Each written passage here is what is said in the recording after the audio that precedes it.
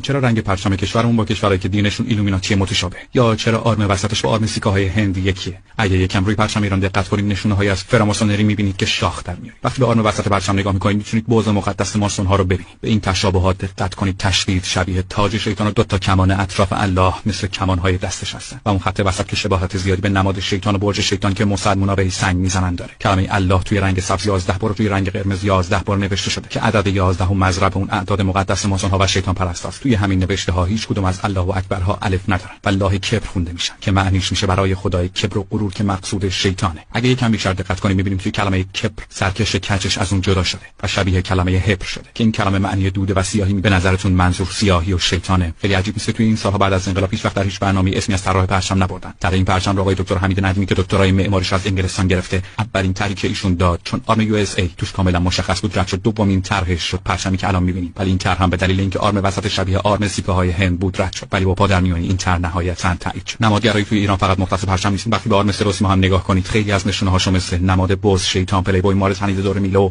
چشم لوسیفر رو میتونید ببینید. به نظرتون تمام چیزایی که گفتم به صورت اتفاقی توی پرچم ایران جا